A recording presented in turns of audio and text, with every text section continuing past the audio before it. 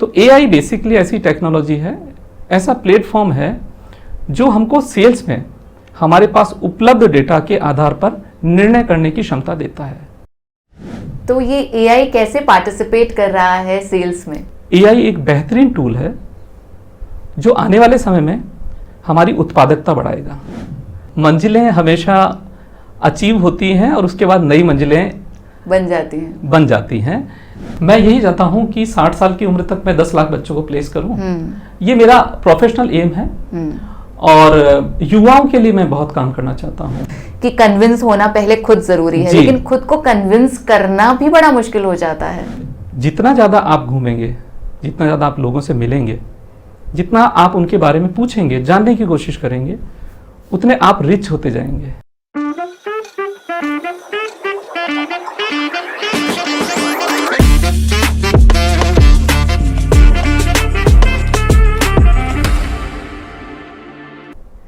कुछ लोग होते हैं जिनकी उड़ान कभी भी छोटी नहीं होती, लंबी उड़ानें भरते हैं। हाँ, आसमान अगर छोटा पड़ जाए तो वो खुद का नया आसमान बना लेते हैं। तू शाहीन है, परवाज़ है काम तेरा, तू शाहीन है, परवाज़ है काम तेरा, तेरे लिए तेरे सामने आसमां और भी हैं। और ऐसे ही शख्स हैं आज के हमारे अचीवर्स पॉडकास्ट के अचीवर, डॉक्टर जयेंद्र सिंह चौहान, जिन्होंने बहुत सारे ऐसे मकाम हासिल किए हैं जो एक नॉर्मल सा एवरेज इंसान बस सपने ही देख सकता है। वो confederation of Indian industry MCC में स्टेट हेड हैं। इसके अलावा एक बेहतरीन सेल्स प्रोफेशनल हैं। उन्होंने बहुत सारे ऐसे सेक्टर्स में काम किया है जो उन्हें एक बेहतरीन प्रोफेशनल बनाते हैं, जैसे कि एजुकेशन सेक्टर में काम किया है उन्होंने, B2B सर्विसेज में या सेस में भी काम किया है, और इसी तरह बहुत सारी जगह काम करके वो एक एक्सपीरियंस्ड प्रोफेशनल बन गए हैं। तो आइए स्वागत करते हैं हमारे पॉडकास्ट में। सर, आपका स्वागत है। थैंक यू शिल्पी जी, आपने बेहतरीन मेरा इंट्रोडक्शन दिया है। आसमान और भी हैं, आपने बिल्कुल सही बोला है। थैंक यू, आपने मुझे इनवाइट किया इस प्रोग्राम के लिए। अच्छा, सबसे पहले शुरुआत ही आपकी यात्रा से, जर्नी से, सफ़र से करते हैं कि किस तरह ये सफ़र शुरू हुआ और क्या आपको लगता है कि मंजिल मिल गई है या अभी मंजिलें और भी हैं? मुझे लगता है कि मंजिलें हमेशा अचीव होती हैं और उसके बाद नई मंजिलें बन जाती हैं। तो मैं भी मंजिलों की तलाश में हूँ। सफ़र बहुत साधारण सा रहा है। एक सामान्य छोटे शहर का लड़का सरकारी कॉलेज, सरकारी स्कूल में पढ़कर, और बड़े सपने। अच्छा। हाँ, तो मेरा सफ़र चालू होता है चित्तौड़गढ़ से। अच्छा। जो राजस्थान के दक्षिण में है। बिल्कुल। वैसे तो सभी इसको वीरता और शौर्य के लिए जानते हैं, लेकिन मैंने अपना सफ़र चालू किया वहीं के स्कूल से, और कॉलेज में मैंने वहीं गवर्नमेंट कॉलेज में पढ़ाई करी है। जब पढ़ाई कर रहा था तो उसी दरमियान दो चीज़ों से मुझे प्यार हो गया। अच्छा। एक तो मुझे प्यार हुआ आवाज़ से। अच्छा। जो मुझे पहली बार मिली ऑल इंडिया रेडियो से, तो मुझे बहुत अच्छा लगा, आवाज़ की दुनिया के दोस्तों। और इस तरह से मैंने स्कूल और कॉलेज में अलग अलग प्रतियोगिताओं में अच्छा पार्टिसिपेट करना चालू किया। हिंदी, इंग्लिश और ख़ासकर उर्दू पर ध्यान दिया, और अपने स्वर को, आवाज़ को मैं आगे लाता गया।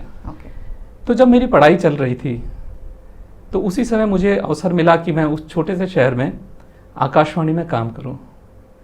तो 2 साल मैंने एज ए रेडियो जॉकी भी काम किया। अरे वाह। और रेडियो जॉकी होने के साथ साथ अलग अलग विषयों का अध्ययन भी करना पड़ता है। बिल्कुल। आपको अलग अलग तरह के और अच्छे लोगों से मिलने का अवसर भी मिलता है। तो उस शहर ने मुझे मौका दिया बेहतरीन लोगों के साथ मिलने, बात करने, समझने और अपने सपनों को पंख देने का। क्या बात है। पढ़ाई आगे बढ़ती गई और मुझे सबसे अच्छा काम ये लगा कि मैं एक अच्छा शिक्षक बनूं। अच्छा। मेरे अनुभव जो आ रहे हैं उनको शेयर करूं। तो मैंने अपनी पढ़ाई में नेट क्लियर किया। ओह वाह। और उसी नेट क्लियर करने के बाद मुझे मौका लगा उसी कॉलेज में लेक्चरर बनने का। ओके। काफ़ी कम एज में मैं एमए करने के दौरान ही मैं लेक्चरर भी बन गया। तो इस तरह से मेरी यात्रा चालू हुई उस शहर से जहाँ से मैंने अपनी पढ़ाई की, पढ़ाने की।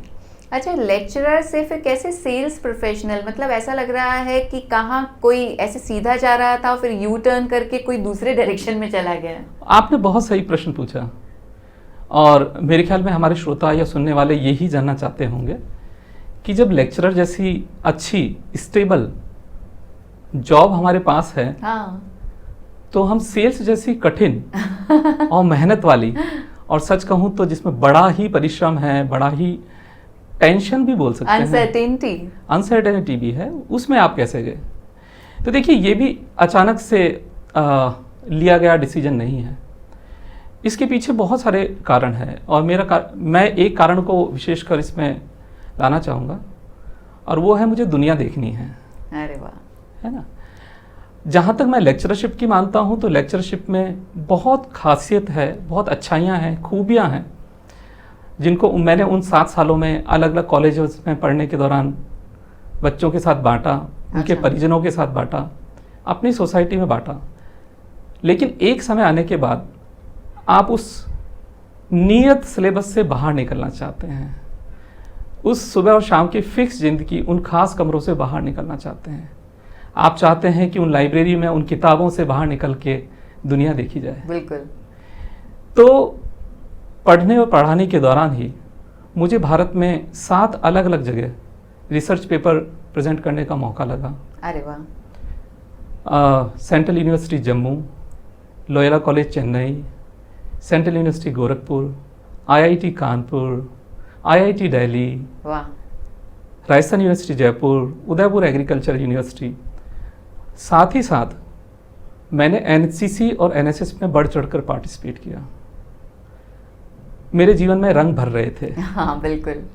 मुझे नए लोगों से मिलने का मौका लग रहा था, पढ़ने और पढ़ाने के दौरान की बात कर रहा हूँ। इसके साथ ही मुझे करीब 10 नेशनल और इंटरनेशनल कैंप्स में पार्टिसिपेट करने का मौका लगा। अच्छा। मैं एक अच्छा धावक भी रहा, फुटबॉल टीम का कैप्टन भी रहा, यूनिवर्सिटी खेला। तो आपने कोई सा भी ऐसा कोना अपनी जिंदगी का छोड़ा नहीं जिसमें रंग ना भरे हों? मुझे मौका लगता था और मुझे आशा होती थी कि शायद इससे मुझे चित्तौड़ से बाहर जाने का मौका लगेगा। अच्छा। तो एनसीसी में दिल्ली, एनएसएस में RD camp, army attachment camp, national integration camp और अलग अलग कैंप्स में जाने का मौका लगा। मुझे जहाँ पता लगता कि हमारी सरकार के द्वारा या हमारे संस्थाओं के द्वारा हमारे स्तर पर कहीं बाहर निकलने का मौका है, जहाँ बड़े बड़े लोग मिलेंगे। हिंदी में निर्मल कुमार मिले। अरे वाह। डागर साहब से मुलाकात हुई, बिस्मिल्लाह खान साहब से मुलाकात हुई, शाहरुख खान जी से मुलाकात हुई। तो मैंने मौका नहीं छोड़ा। मैं आपको कुछ खास नाम ले रहा हूँ जो मुझे लगे। स्पीक मैके में मैंने बढ़ चढ़ के पार्टिसिपेट किया। ये युवाओं की संस्था थी और उसमें भी मैंने करीब 5 नेशनल कन्वेंशंस अटेंड किए। रोटरी क्लब्स में गया, अरे वाह, पीपल फॉर एनिमल में गया। आप मुझे बोलिए, जहाँ से भी रास्ता शहर के बाहर जाता था, वो सारे रास्ते आपने ट्रेन से, बस से, कार से, मैंने बाहर निकलने की कोशिश की और उन सारे रंगों को छुआ। वाह। अच्छा, ये जो सारी पूरी जर्नी जानने के बाद मुझे ऐसा लग रहा है कि आपसे एक बहुत ही बेसिक क्वेश्चन पूछूं जो शायद लिसनर्स के और ऑडियंस के मन में भी आ रहा होगा कि आप बहुत ज़मीन से जुड़े हुए इंसान रहे हैं जी। आपने बहुत ऐसी, जैसे कैंप्स की बात कर रहे हैं आप, और आप एनएसएस की बात कर रहे हैं, आप इतनी सारी स्टेट्स में गए, तो ऐसी कौन सी हकीकत है जो बहुत सारे लोग नहीं जानते हैं इन कैंप्स के बारे में, स्टेट्स के बारे में, जो आपको वहाँ पे जाके पता लगी कि मैंने तो ऐसा सोचा था लेकिन ये तो ऐसा हुआ, और आपका एक्सपीरियंस एकदम से, जैसे होता है ना ज्ञान चक्षु खुल जाना या एकदम से रियलाइजेशन हो जाना, वो हुआ हो? देखिए, आपने बहुत ही अच्छा प्रश्न पूछा है। आपके पहले वाले प्रश्न से ही जोड़ते हुए मैं इस दूसरे प्रश्न पे आऊँगा। पहली बार जब मैं चित्तौड़गढ़ रेलवे स्टेशन में बैठने आया तो कुछ मेरे खास दोस्त आए।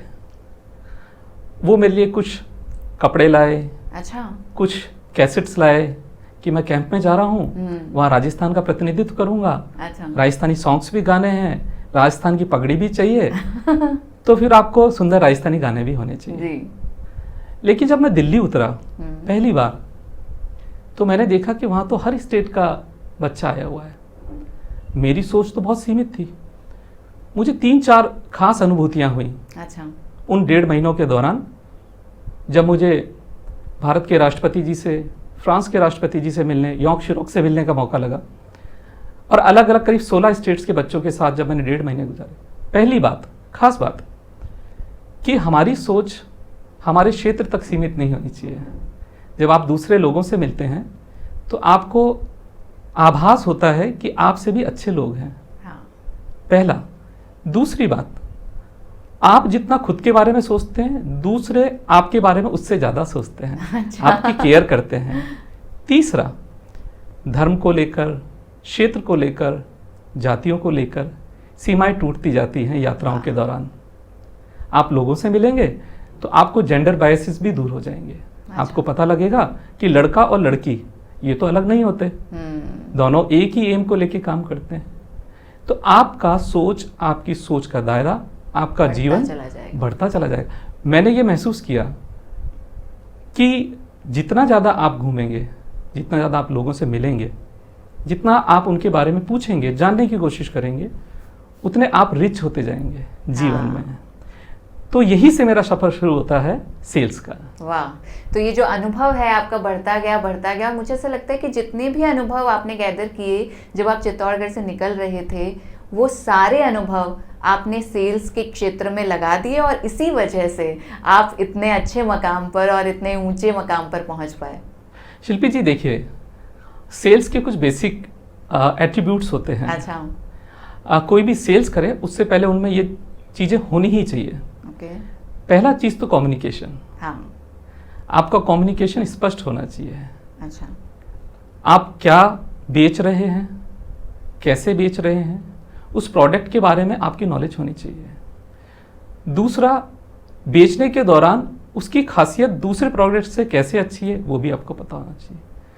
तीसरा, उसमें स्पष्टता भी होनी चाहिए कि आप जो कर रहे हैं वो सही कर रहे हैं। अगर आपका दिल गवाही देगा कि आपको ये करना है तो आप बेहतरीन सेल्समैन बन सकते हैं। अच्छा। मेरा ये मानना है कि जब मैं लोगों से मिला और मैंने जिस भी क्षेत्र में रहा, मैंने सेल्स में भी अलग अलग प्रोडक्ट्स पे काम किया है, देश में काम किया है, बड़ी कंपनीज में काम किया है, मैंने महसूस किया कि आपका कन्विंस होना जरूरी है। अगर आप खुद कन्विंस नहीं है तो आप एक अच्छे सेल्समैन शायद ही बन पाए। ओके। और ये जो अब की बार मतलब जैसे जैसे टेक्नोलॉजी आगे बढ़ रही है, वैसे ये जो कन्विंसिंग का गेम है या फिर ये जो सेल्स वाला गेम है, मार्केटिंग का है, ये एआई की वजह से बड़ा चेंज हुआ है। बिल्कुल सही। तो ये एआई कैसे पार्टिसिपेट कर रहा है सेल्स में? देखिए, थोड़ा सा इंटरेस्टिंग सब्जेक्ट है। अच्छा। और मुझे लगता है कि हमारे श्रोताओं को जानना भी चाहिए। मेरा लगभग 22 साल का अनुभव है और 22 साल में मैंने बहुत सारी चीज़ें जीवन में देखी हैं जो एआई के लिए और एआई से बनने वाले समय के लिए बहुत ही महत्वपूर्ण होने जा रही हैं। तो मैं बात करने जा रहा हूँ अगले 10 सालों की। अच्छा। हम एआई में लास्ट 5 साल से हैं और आने वाले अगले 10 साल बड़े महत्वपूर्ण होने वाले हैं। देखिए, एआई 2 चीज़ों पे काम करता है। पहली बेसिक चीज़ है डेटा। यानी हमारे पास पास्ट में डेटा है तो वो सबसे महत्वपूर्ण पार्ट है, लेकिन वो डेटा भी साफ सुथरा होना चाहिए। हम उसे क्लीन डेटा बोलते हैं। दूसरा है मशीन लर्निंग। अच्छा। यानी जब डेटा होगा, उसका एनालिसिस होगा, तभी रिजल्ट निकलेंगे। तो एआई बेसिकली ऐसी टेक्नोलॉजी है, ऐसा प्लेटफॉर्म है जो हमको सेल्स में हमारे पास उपलब्ध डेटा के आधार पर निर्णय करने की क्षमता देता है। ओके। लेकिन ये क्रांतिकारी चीज़ है। हाँ। शायद हम उस जगत में हैं कि हमें इसे समझना पड़ेगा। हाँ। या तो हम क्रांति के वाहक बनेंगे या हम बह जाएंगे तो बाहर। आपको क्या लग रहा है कि बह रहे हैं या वाहक बन रहे हैं? देखिए, मुझे बहुत ही छोटी सी चीज़ ध्यान आती है। जब मैं छोटे शहर में रहता था, पहली बार जब गैस आई थी तो इस तरह की सोच थी कि इससे आग लग सकती है। बहुत अच्छा एग्जाम्पल दिया है ना। लेकिन ऐसा हुआ कुछ नहीं। जब इंटरनेट आया तो हमें लगा कि शायद इससे समाज बिगड़ जाएगा, लेकिन हमने देखा कि कोरोना के समय में जब पूरी दुनिया बंद थी तो इसी इंटरनेट ने कंपनीज चलाई, इसी इंटरनेट ने बच्चों की पढ़ाई चलाई और हमारी इकोनॉमी प्रॉस्पेरस बनी। बात टेक्नोलॉजी के साथ साथ उसके यूज पे भी है। मैं ये मानता हूं कि एआई एक बेहतरीन टूल है जो आने वाले समय में हमारी उत्पादकता बढ़ाएगा। प्रश्न ये है, और मेरे ख्याल में यक्ष प्रश्न हो सकता है, कि हम इसका प्रयोग, उपयोग और उपभोग कैसे करते हैं। अच्छा जी, तीनों चीज़ें बहुत सोच समझ के करनी होंगी। सबसे पहले तो इसे अपना दुश्मन मानना छोड़ना होगा, क्योंकि जैसे कि आप कह रहे हैं कि जैसे गैस आई थी और या फिर जैसे इंटरनेट आया था, तो हम उसे अपने पहले हम लोग दुश्मन ही मान लेते हैं कि ये कहीं नुकसान ना करे। जी, तो एआई के साथ भी आई थिंक यही है कि उसका मिसयूज ना हो, इसका ध्यान रखने के लिए उसका सही यूज करना पड़ेगा। चलिए हम बात चालू करते हैं यूज से। मेरे ख्याल में किसी भी सिक्के के दो पक्ष होते हैं जी। तो एआई के भी दो पक्ष होने चाहिए जी। ऐसा पक्ष जो सकारात्मक है और ऐसा पक्ष जिससे हमें भय है। पहले हम बात करते हैं सकारात्मक पक्ष की। देखिए, मैं सेल्स का आदमी हूं और मुझे सेल्स करनी है। सामान्य भाषा में बात करेंगे तो मैं जो प्रोडक्ट है उसे बेचना चाहता हूं, लेकिन उसे बेचूंगा कैसे? उसके लिए मुझे किसी न किसी तकनीक या टेक्नोलॉजी का यूज करना होगा। आजकल हम बहुत सारी चीजें देखते हैं कि आपके पास एसएमएस आते हैं, आपके पास मेल्स आते हैं, आपके पास अखबार में इंसर्ट्स भी आते हैं। आप देखेंगे कि जो सबसे पहले आपको मिलता है आप उसके विषय में देखना चालू करते हैं। टेलीविजन पे आपके पास विज्ञापन भी आते ही होंगे और आप प्रभावित होते हैं। मैं अपने उत्पाद को लेकर अपनी ऑडियंस के पास जाना चाहता हूं। एआई मुझे उस ऑडियंस से मिलाने में मेरी हेल्प करता है। हाँ। कैसे हेल्प करता है? मान लीजिए आपके पास एक मोबाइल है, मोबाइल में आप कुछ सर्च करते हैं, एआई मुझे बताएगा कि अमुक व्यक्ति अमुक स्थान पर अमुक तरह की चीज सोच रहा है। हाँ। अब मैं इसे सेंटीमेंट या इमोशन से भी जोड़ सकता हूं। बिल्कुल। मैं इसे एनएलपी से भी जोड़ सकता हूं। तो ये एक क्लिष्ट सब्जेक्ट या कठिन विषय है उनके लिए जो इस तकनीक को बना रहे हैं। लेकिन सकारात्मक पक्ष ये है कि अगर आप कोई चीज़ ढूंढ रहे हैं और एक जना वो चीज़ बेच रहा है तो आप तुरंत मिल जाएंगे। हाँ। मान लीजिए आप भूखे हैं, किसी स्थान पर खड़े हैं और आपको अचानक ही पता लगता है कि यहाँ तो 3 अच्छे अच्छे रेस्टोरेंट्स हैं, तो आपको कैसी खुशी होगी। हाँ। तो एआई का सुंदर पक्ष ये भी है, सुखद पक्ष ये भी है कि ये आपको आपके उत्पाद से जोड़ता है। और मैं वो पहला सेल्समैन होना चाहता हूं जो आपकी आकांक्षाओं को, आपकी आवश्यकताओं को, आपकी नीड्स बोल लीजिए को सबसे पहले पूरा करूं। तो क्या मैं ये नहीं चाहूंगा कि ऐसी टेक्नोलॉजी का यूज करूं जिससे मैं सबसे पहले आपके पास पहुंचूं? बिल्कुल। और जैसे कि प्यासे को आप पानी से मिला दें तो इससे ज़्यादा अच्छा क्या हो सकता है। तो एआई वो जरिया बन सकता है अगर उसका सही यूज़ किया जाए। जैसे आपने बताया कि यूज़ क्या होता है और फिर सही यूज़ कैसे होता है। एग्जैक्टली। अब हम उस पक्ष पे आते हैं जो आपने अपने प्रश्न के दौरान रखा। इसका दूसरा पक्ष है, हम बात कर रहे हैं नकारात्मक पक्ष की। लेकिन नकारात्मक पक्ष का एक कारण यह भी हो सकता है कि हमें उस विषय के बारे में पूरा ज्ञान ना हो। भय जब भी आता है जब हम उस ज्ञान से रहित रहते हैं, लैक ऑफ इंफॉर्मेशन के कारण। बिल्कुल बिल्कुल। तो एआई तो अब मान लीजिए हम लोगों के लिए बहुत नई चीज है। जैसे जैसे समय गुजरेगा, जैसे जैसे हमें उसकी जानकारी मिलेगी तो हम उसका बेटर यूज करेंगे। तो मेरे हिसाब से सेल्स में एआई का बहुत बड़ा योगदान होने वाला है। आने वाले समय में जितना भी काम होगा, मैं सेल्स तो एक बहुत छोटा सा पार्ट बता रहा हूं। आप ईआरपी ले लीजिए, आप ऑपरेशन ले लीजिए, आप एचआर ले लीजिए, आप रिक्रूटमेंट ले लीजिए, आप कोई भी ऐसा पक्ष जीवन का जहां पे उत्पाद और उपभोक्ता दोनों जुड़ते हैं, उसमें एक्यूरेसी और स्पीड में एआई का बेहतरीन योगदान देखने वाले हैं।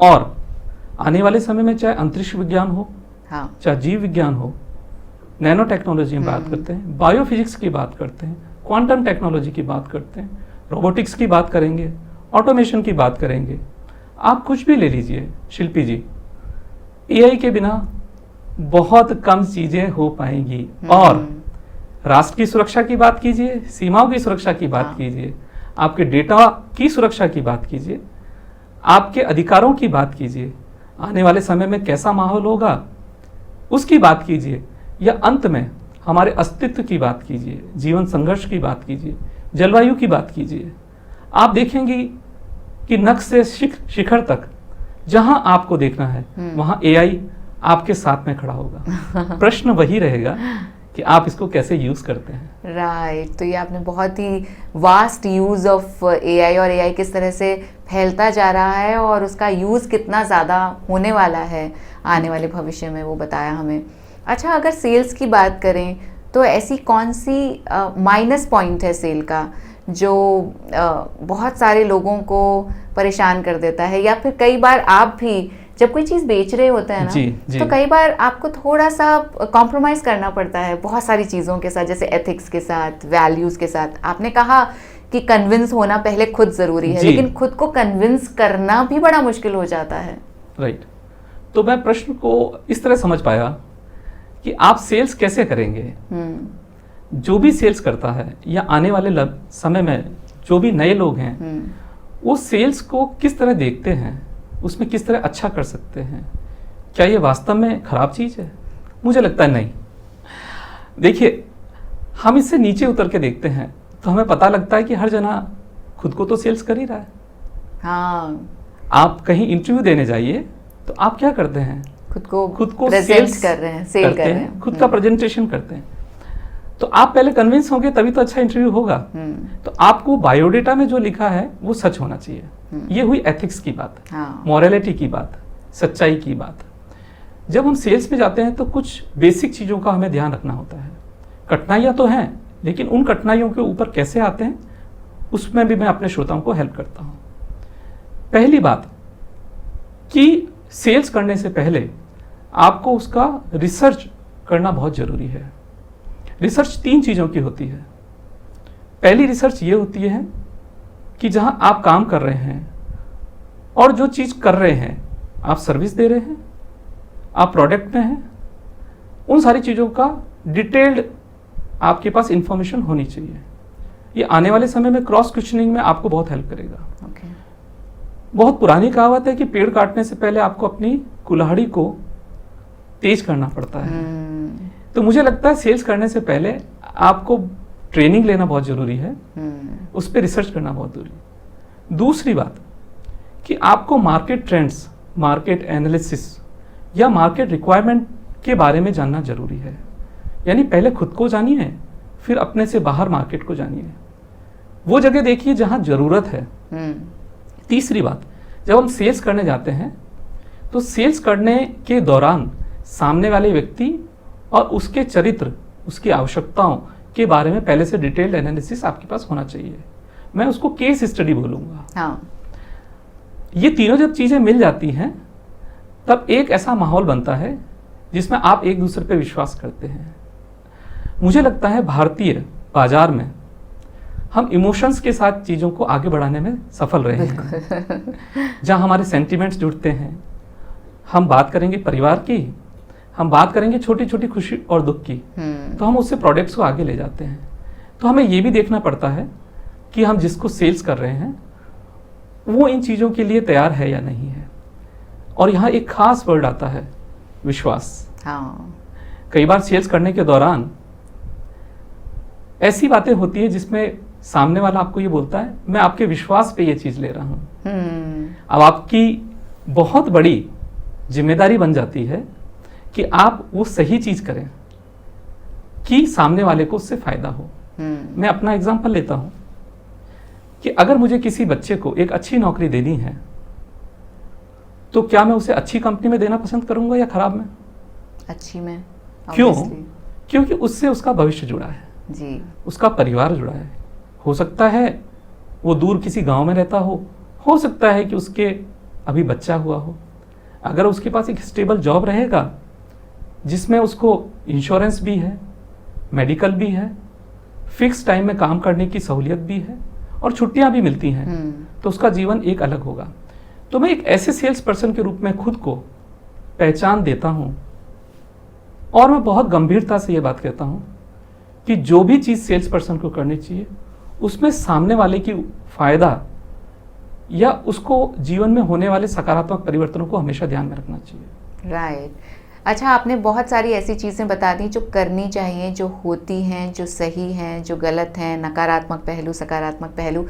अब मैं जानना चाहती हूँ कुछ ऐसे इंसिडेंट्स, किस्से, असली लोगों के, ऐसी कहानियाँ जब आपको लगा कि आप बिल्कुल सफलता के करीब हैं लेकिन सफलता नहीं मिली, या फिर आपको लगा कि आप सफल नहीं होने वाले, आज सक्सेस नहीं मिलने वाली, लेकिन बिल्कुल जैकपॉट हाथ लग गया।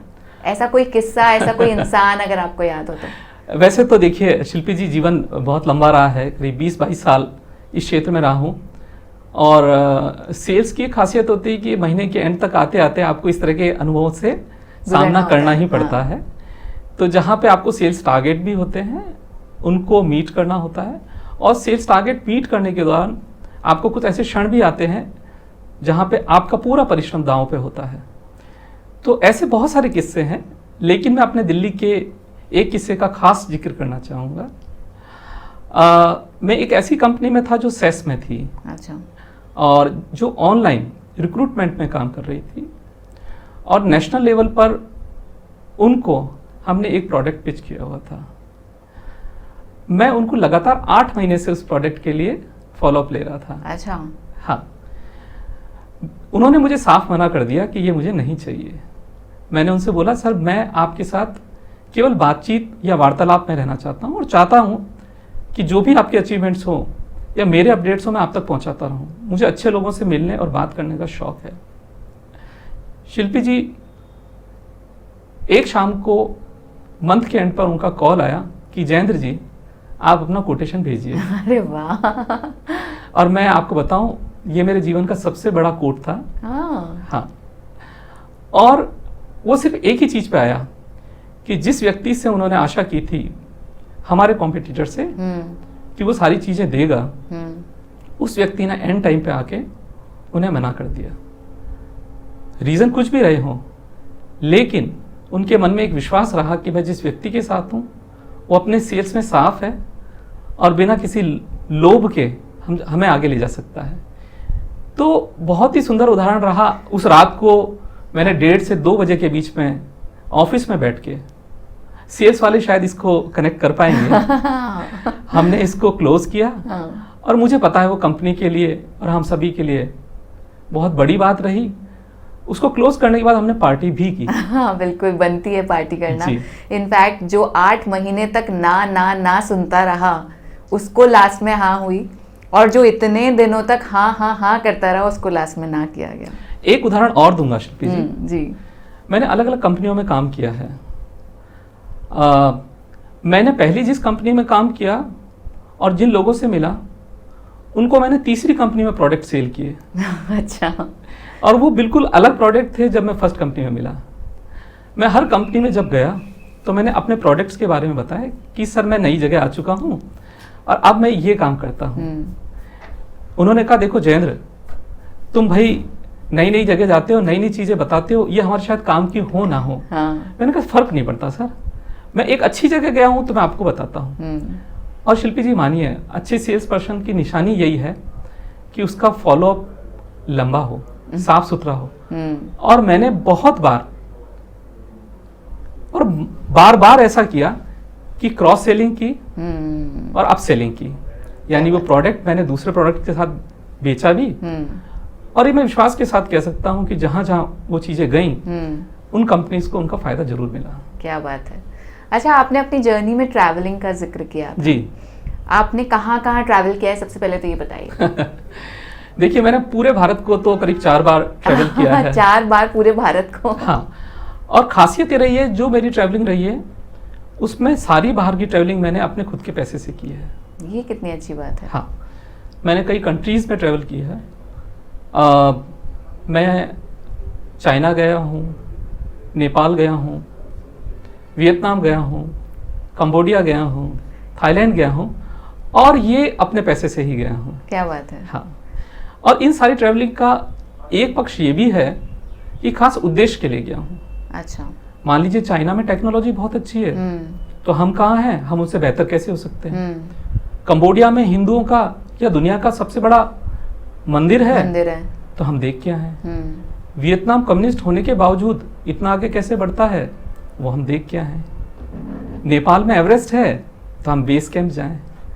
तो पैक ट्रेवलर्स के रूप में मैंने अपनी एक जर्नी रखी है भारत के अलग अलग प्रांतों में, चाहे नॉर्थ ईस्ट के 7 सिस्टर्स हों या फिर आपका जम्मू और कश्मीर हो।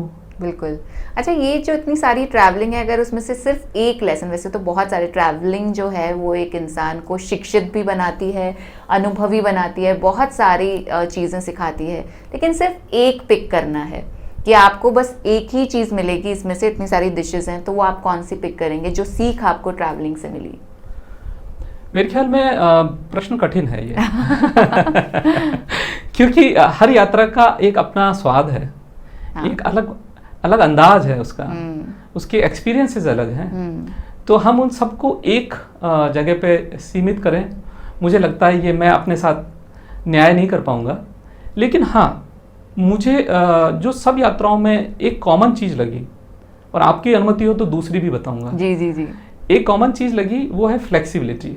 ओके। आप जब भी यात्रा करें खुद को बदलने के लिए तैयार रखें, एडजस्ट करना आना चाहिए। हाँ, आप जलवायु के हिसाब से, एनवायरनमेंट के हिसाब से बदलें, आप लोगों के हिसाब से बदलें, और सबसे कठिन खान पान के हिसाब से भी बदलें। वो तो बदलना ही पड़ेगा और जब आप घर से बाहर होते हैं तो जो सुख सुविधाएं हैं उन्हें भी आपको छोड़ना पड़ता है जी।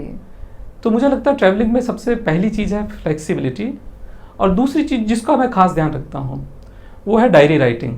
अरे वाह। तो लगातार 20 सालों से मैं लिखता आया हूँ, तो मैं पूरी कोशिश करता हूँ, जिस तरह से आजकल YouTube पे लोग वीडियोस बनाते हैं, व्लॉग्स करते हैं, कि मैं अच्छाइयों को, उन यात्राओं के संस्मरणों को अपने डायरी में लिखूँ। तो मेरा क्वेश्चन यही था अगला कि क्या आपने कभी सोचा नहीं कि आप ऐसे अपने यात्रा वृत्तांत या फिर ट्रैवल ब्लॉग ये सब शुरुआत करें? शिल्पी जी, मैंने यही सोच के लिखना चालू किया मुझे लगता है कि एक आत्मकथा लिखना आदमी का बहुत आवश्यक है। हाँ। हमारे परिवार में भी बहुत सारे शिक्षित लोग हैं जिन्होंने कई किताबें लिखी हैं, वो मेरे लिए इस समय अनुकरण करने के लिए प्रतिमान हैं, स्तंभ हैं। तो मुझे लगता है कि आने वाले समय में मैं स्कूल्स में जाके, NGOs में जाके अपने यात्रा अनुभवों को जरूर शेयर करूंगा बच्चों के साथ आमने सामने बैठ के, और एक नहीं ज़्यादा किताबें लिखूंगा अलग अलग विषयों पे अपने यात्रा अनुभवों को लेके। और ख़ास बात ये रहेगी कि जो जीवन बदल चुका होगा, जब समय बदल चुका होगा, लोग बदल चुके होंगे, भौगोलिक स्थितियाँ बदल चुकी होंगी, तब वो किताबें शायद इतिहास में या आने वाले सब लोगों के लिए कुछ काम की रहेंगी। बिल्कुल। अच्छा, आप अब जब आपने सेल्स किया है, जब आपने टेक्नोलॉजी के एरिया में एंटर किया है, जब आपने एजुकेशन सेक्टर में बहुत अच्छा किया है, प्लेसमेंट्स में एंड ट्रैवलिंग एंड जो आपका बड़ा होने का एक प्रोसेस रहा, चित्तौड़गढ़ से निकलने का प्रोसेस रहा, वो भी एक बहुत एनरिचिंग प्रोसेस था। Where do you see yourself from now to 10 years in the future? हाँ Shilpi ji, I think it's very very difficult questions because no one predict about his or her future. लेकिन आपकी इच्छा क्या है? आप कहाँ देखना चाहते हैं खुद को? देखिए, अगर मैं देखिए इसके भी आंसर 2 हैं अच्छा। और मैं बड़ी साफ गोई के साथ आंसर देना चाहूँगा। प्रोफेशनली अगर ये प्रश्न पूछा गया है तो मैं चाहता हूँ कि मैं एक कंपनी जिसमें बच्चों का प्लेसमेंट होता हो, उस कंपनी का सबसे बड़ा हेड बनूं और ग्लोबल हेड बनूं। बच्चों का प्लेसमेंट मतलब यूथ का होता है, चाहे वो NGO के थ्रू हो, चाहे प्राइवेट एंटिटी हो, चाहे गवर्नमेंट का हो। मेरा मानना यह है कि मैं अपने रिटायरमेंट से पहले 10 लाख बच्चों को प्लेस करूं। आपको क्या लगता है, क्या एक बेसिक प्रॉब्लम है इंडिया में इतना टैलेंट होने के बाद अनएम्प्लॉयमेंट के लिए? देखिए, इसके एक नहीं बहुत सारे कारण हैं। मैं हर 5 साल या 10 साल में मैंने एक नया और अच्छा कारण देखा है। पहला चीज़ तो, और ये मैंने ग्लोबल लेवल पे देखा है, मैंने दुनिया के कई कंट्रीज़ में इन चीज़ों को बहुत अच्छे से लोगों को हैंडल करते हुए देखा है। पहला हमारा सबसे इम्पोर्टेंट कारण है स्किलिंग। अच्छा। मुझे लगता है कि आपका स्किल्ड या टेक्निकल स्किलिंग में आना बहुत ज़रूरी है। पूरी की पूरी इकोनॉमी मैन्युफैक्चरिंग से चलती है। आपको चाहे रोबोटिक्स सीखना पड़े, आपको चाहे ऑटोमेशन में आना पड़े, सेमीकंडक्टर में आना पड़े, मैं तो कहता हूँ बहुत छोटी सी चीज़ ले, ग्राफिक डिज़ाइनिंग में आ जाइए आप। आप कुछ भी ऐसा काम कीजिए जो टेक्निकल हो, ओके, है ना। तो उससे फायदा ये होता है कि आपके पास एक योग्यता होती है कि आप उस काम को कर पाएं। मैंने ऐसे ऐसे बच्चों को देखा है अपने जीवन में जिन्होंने स्किलिंग के बाद अपने जीवन को बदल लिया। मैं आपको बताता हूँ, मैं हर महीने करीब 1000 ITIs बच्चों के साथ बैठता हूँ, बात करता हूँ, सेमिनार, प्रेजेंटेशन, इंटरव्यूज में। इस समय ऐसे बच्चे भी हैं जो गर्मियों के दौरान 18-18 घंटे काम कर रहे हैं और वो क्या कर रहे हैं, कूलर, AC, फ्रिज, रिपेयरिंग का काम कर रहे हैं, और जितना लोग 4 महीने में वो कमा रहे हैं उतना लोग साल भर में नहीं कमा पाएंगे। ये स्किलिंग का कमाल है। उन्होंने अपनी खुद की छोटी सी शॉप डाली है, वो एंटरप्रेन्योर बन गए हैं। मैं दुनिया के कई कंट्रीज में गया हूँ जहाँ पे बड़ी बड़ी कंपनीज में हजार टेक्निकल इनेबल्ड लोग लगे हुए हैं। तो पहला मुझे लगता है बेरोजगारी से मुकाबला करने के लिए कि हमें स्किलिंग पे जाना है। भारत सरकार ने इसके लिए पूरा कार्यक्रम चला रखा है। NAPS की जो स्कीम्स हैं वो ला रखी है, लेकिन हम उनका क्या करें जो ऑलरेडी अभी तक पढ़ के आ गए। हम उनकी रीस्किलिंग कर सकते हैं। अच्छा, दूसरी बात कि जो ऑलरेडी स्किलिंग में है हमें उन्हें AI की तरह आगे बढ़ाना है, तो हम उनकी अप स्किलिंग करें। हाँ। तो ये पहला स्किलिंग। दूसरा बात है कि आपको, आपके परिवार को सरकारी नौकरी की तरफ भागने के दौरान इस चीज का ध्यान रखना चाहिए कि वो एज ना निकल जाए।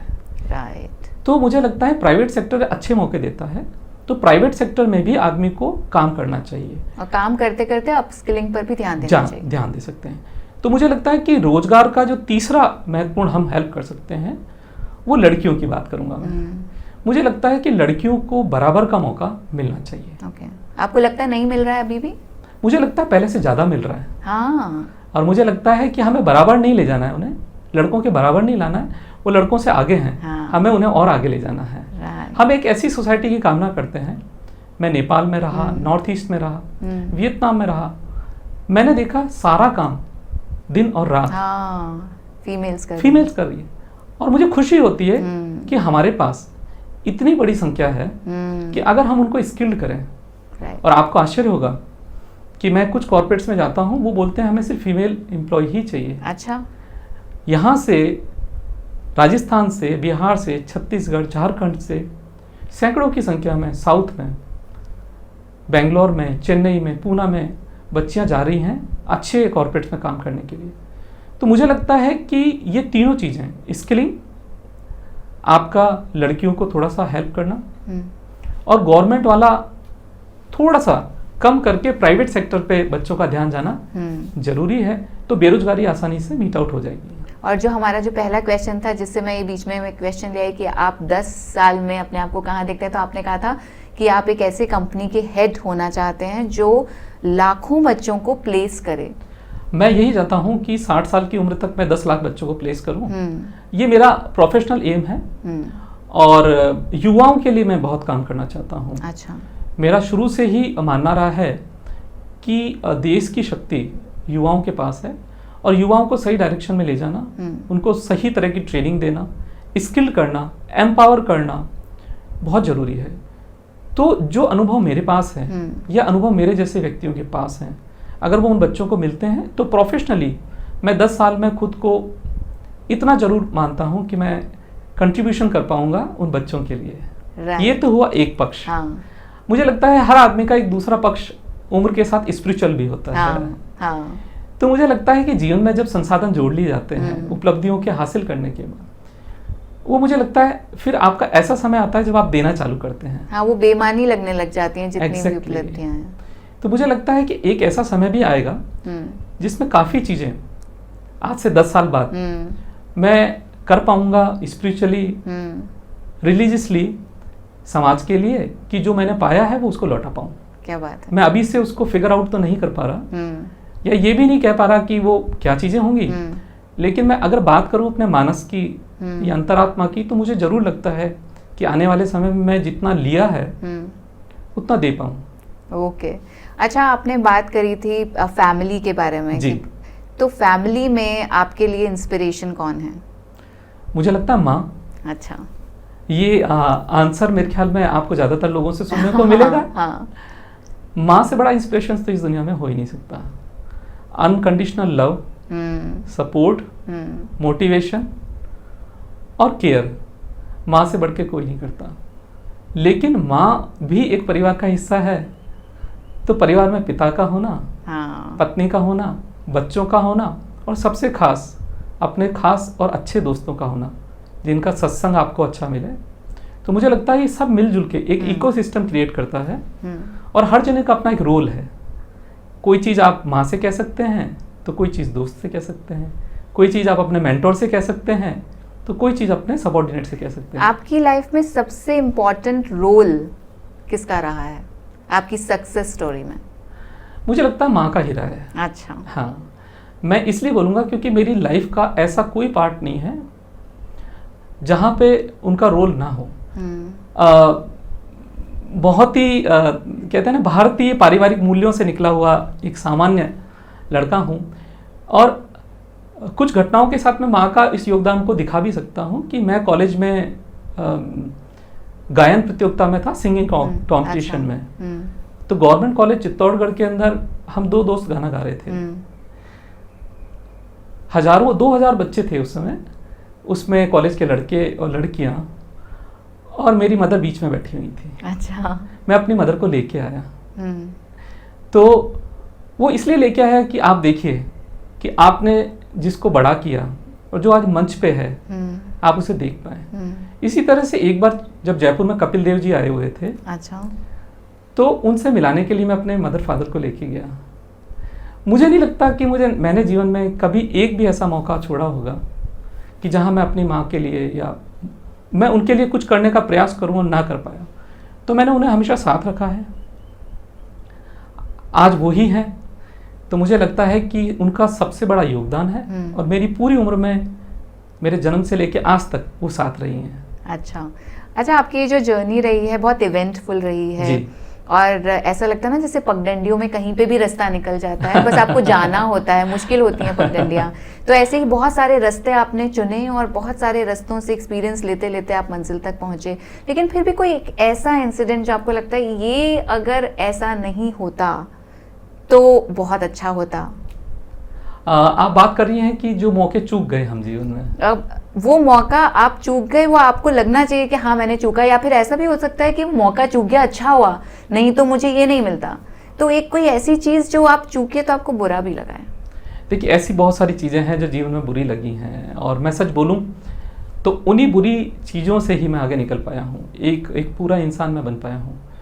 तो बहुत सारे एक मौके में, मतलब मैं ऐसा कोई खास मौका आपको नहीं बताऊँगा, चाहे व्यक्तिगत रूप से हो, इमोशनल रूप से हो, संबंधों में हो, ऑफिस का आप कह लीजिए, तो ऐसी छोटी छोटी घटनाएं होती रही हैं जिसमें आपको हर्ट हुआ है। अच्छा। आपको दुख पहुंचा है और उन दुख के पीछे मुझे लगता है बहुत बड़ा रोल मेरा ही है।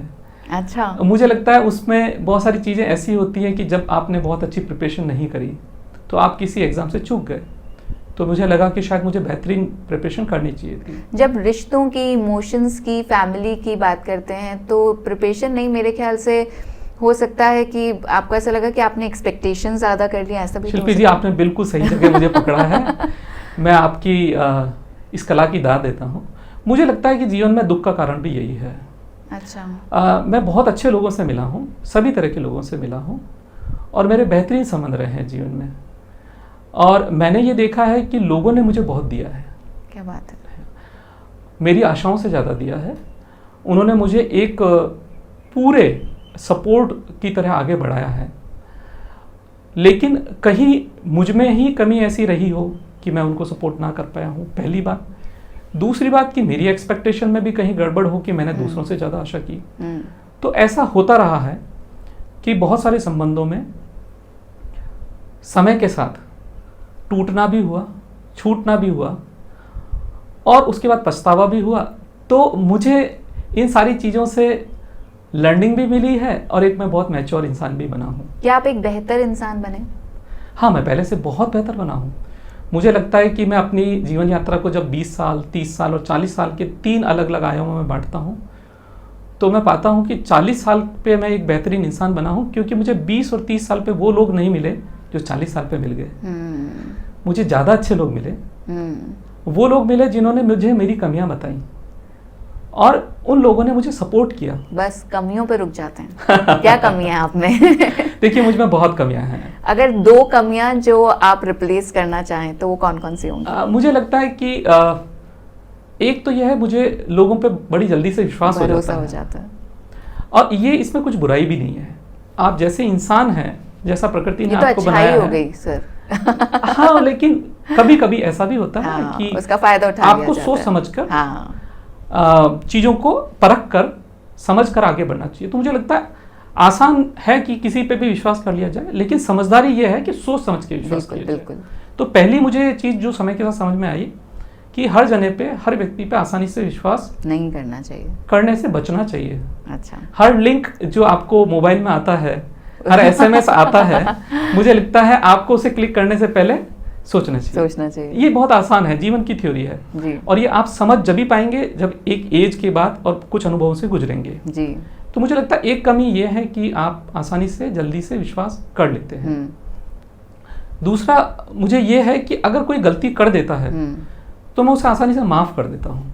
माफ नहीं करना चाहिए। मुझे लगता है कि जीवन इस तरह का है कि जो गलती करता है उसके साथ उसका एक दंड भी नियत होता है।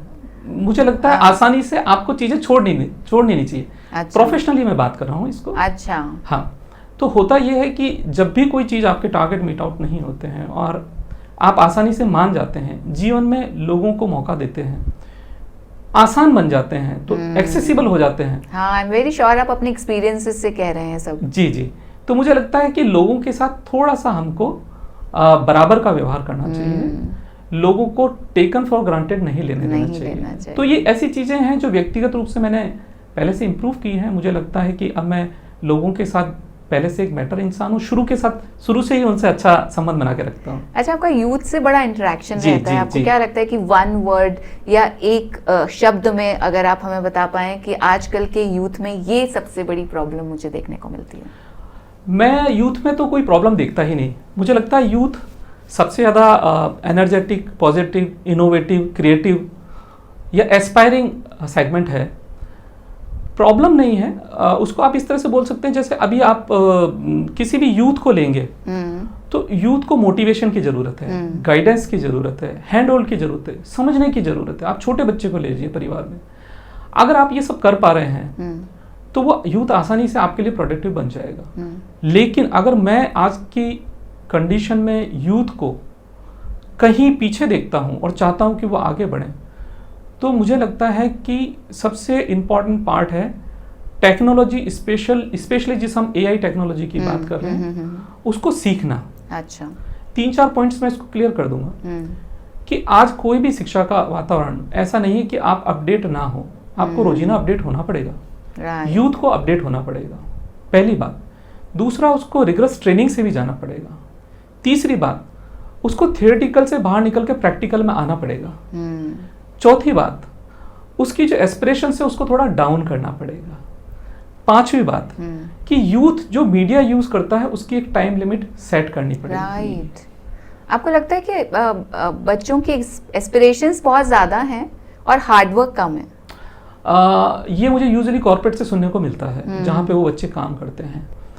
तो इसके दोनों ही पक्ष हैं, लेकिन मुझे लगता है कि इसमें भी बच्चों का योगदान कम है और जो उनका इकोसिस्टम है, एनवायरनमेंट है। तो अगर हम एक सफल बच्चे की बात करते हैं तो उसके पीछे 50 असफल बच्चे भी खड़े होते हैं। तो हमें पूरी स्टोरी ऐसी नहीं बतानी चाहिए कि एक ही सफल बच्चा होता है और वही प्रतिमान है। हम इससे बच्चों में डिप्रेशन से बचेंगे, एलिनेशन से बचेंगे, परिवार से दूर भागने की घटनाओं से बचेंगे। और अभी तो हम बच्चों में सुसाइड वाले भी अटेम्प्ट्स देख रहे हैं। आपने मेंटल हेल्थ की बात करी, आप बताएं कि आपकी जो जर्नी रही है वो भी बड़ी स्ट्रगल भरी रही है। जी। किस तरह से आप एक छोटे से टाउन से निकलकर और आप एक ग्लोबल लेवल पर काम कर रहे हैं, तो क्या आपको कभी मेंटल हेल्थ इश्यूज से नहीं गुजरना पड़ा? जब आपका सेल्फ कॉन्फिडेंस कम था, जब आपके पास कोई अपॉर्चुनिटी आसपास नहीं दिख रही थी, जब आपको लग रहा था कि नहीं मुझसे नहीं हो पा रहा, मैं कितनी कोशिश कर रहा हूँ, उसने ज़रा सी कोशिश करी और वो आगे निकल गया, वो मुझसे ज़्यादा एबल भी नहीं है, राइट, लेकिन फिर भी वो आगे निकल गया। जी। मेरे ख्याल में मेंटल हेल्थ को लेके इन दिनों में काफ़ी चर्चा हो रही है और मैं अगर खास बात करूं युवाओं के लिए और उसके साथ खुद को भी रखूं, तो मुझे लगता है कि जिस तरह से शरीर की स्वस्थ रहने की एक आवश्यकता है, उसी तरह से मस्तिष्क की या दिमाग की को भी स्वस्थ रखना चाहिए। और सबसे बड़ा योगदान है इसमें परिवार का। हाँ, वो तो है। और मुझे लगता है कि मेरे जीवन में ऐसी कई घटनाएं हुई हैं जिस समय मैंने खुद को अनस्टेबल फील किया है, चाहे नौकरी का चला जाना हो। अच्छा, ऐसा हाँ, हुआ था एक बार? कई बार हो चुका है कि अच्छा। जब आप किसी फील्ड में रहते हैं और काम करते हैं और आप पे टारगेट्स का बहुत प्रेशर होता है और आपको लगता है कि क्या ये काम ठीक है, क्या मैं कर पाऊंगा, तो आप उस समय प्रेशर फील करते हैं। तो उस समय परिवार का होना जरूरी है। और आप उस शिल्पी जी स्थिति को फील करें जब आप एक नए शहर में जाते हैं, हाँ। अकेले रहते हैं, जहाँ खाने पीने की व्यवस्था नहीं है और आप उस टारगेट को लेके चलते हैं, जहाँ की आबो हवा ठीक नहीं है। हाँ। तो आप उसको किसके साथ बांटेंगे? तो मुझे लगता है मेंटल हेल्थ वहाँ पे बहुत इंपॉर्टेंट हो जाती है। जैसे जैसे आप डिप्रेशन में जाते जाएंगे वो और खतरनाक होता जाएगा।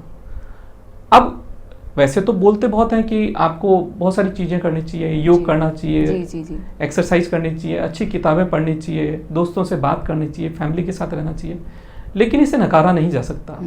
तो हमें दो अलग अलग लेवल पे खुद के लिए काम करना पड़ेगा। पहली बात तो हमें खुद की जिम्मेदारी खुद ही लेनी पड़ेगी कि हमारी मेंटल हेल्थ के लिए हम ही जिम्मेदार हैं। एग्जाम्पल आपको दे देता हूँ कि आपसे जो काम नहीं हो पा रहा उसको साफ तरीके से बोलिए, ये काम मुझसे नहीं हो सकता। आप मुक्त हो जाएंगे। आप उसे खींचेंगे, नहीं कर पाएंगे तो आप और सामने वाला दोनों ही परेशान रहेगा। संबंधों में भी यही है। जी। तो आपका क्लियर रहना जरूरी है कि मेरी लिमिट क्या है, मेंटल लिमिट क्या है। हम 5 किलो ले जाने वाले किसी इंसान पे 50 किलो का बोझ डालेंगे तो वो दब जाएगा। बिल्कुल। दिमाग के साथ भी ऐसा ही है। दूसरा ये है, कोरोना के बाद मुझे एक बहुत अच्छा अनुभव हुआ मेंटल हेल्थ को लेके कि सारी प्रोफेशनल जर्नी में, आपकी भागा दौड़ में, यात्राओं में परिवार को आप मत छोड़िए। और स्पेशली माता पिता और बच्चों को लेकर तो मेरा खास कर है। जब आप जुड़े रहेंगे, उनके साथ शेयर करेंगे और उनका छोटा सा गले लगा लेना या एक लाइन बोल देना, अरे बेटा तू क्यों चिंता करता, तेरे पिताजी खड़े हैं ना, तेरे पिताजी खड़े हैं ना, डिसीजन ले।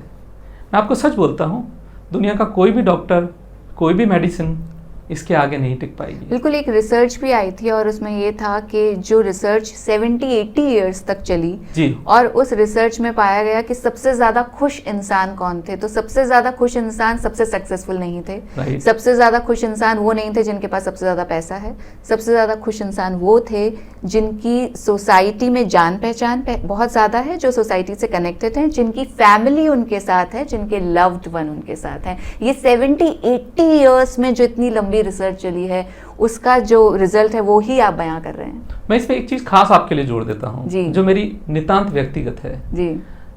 हम बचपन के 3 दोस्त हैं। अच्छा। और 35 साल से दोस्त हैं। अरे वाह।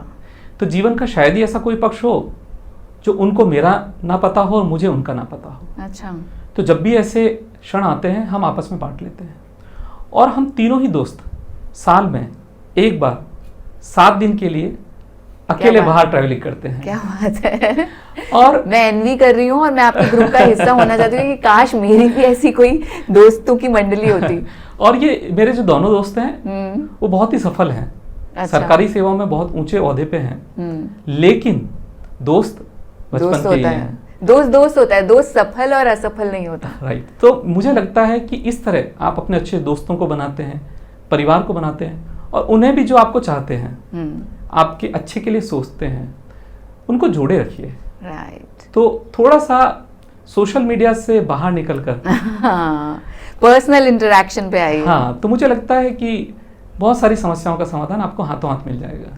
अच्छा, अब पॉडकास्ट में हम लोग बहुत लंबा एक समय और सफ़र तय कर चुके हैं, तो एक अंतिम सवाल मैं आपसे पूछना चाहूँगी कि ये जो संसार सागर है इसमें आपके पास एक नैया है जी, तो वो जो पतवार है, 3 पतवारें आपको अलाउड हैं उस संसार सागर को पार करने के लिए, वो 3 कौन कौन सी क्वालिटीज, गुण या लोग आप चुनना चाहेंगे इस पार से उस पार तक जाने के लिए? मुझे लगता है शिल्पी जी, पॉडकास्ट के अंत तक आते आते सवाल का जो लेवल है वो कठिन से कठिनतम की तरफ जा रहा है।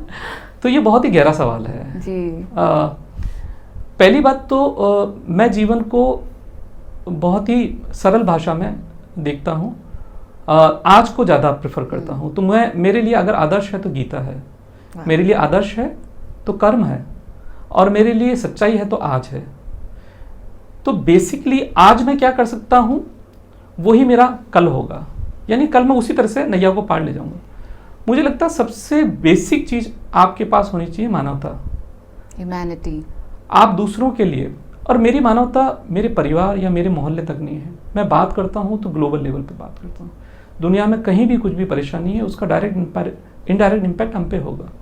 तो हमारी सोच बड़ी होनी चाहिए, मानवता से भरी होनी चाहिए, जहाँ सभी के लिए भले की कामना हो। दूसरी बात, मुझे लगता है कि हमें अपव्यय या मिसयूज को थोड़ा सा लाइफ में कंट्रोल करना चाहिए, कम से कम चीज़ों पे रहना चाहिए। इकिगाई, हाँ, मेरा इकिगाई तो यही बोलता है।